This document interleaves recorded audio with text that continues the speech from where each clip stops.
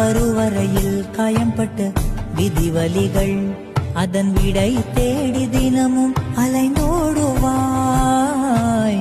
கண்கள் காணா எதிரியை தேடி அலைந்தார் நீ உன்னை நீயே தொலைத்து மனம் வாடுவாய். பாவங்களை எல்லாம் அந்த கங்கை கொண்டு போகும்.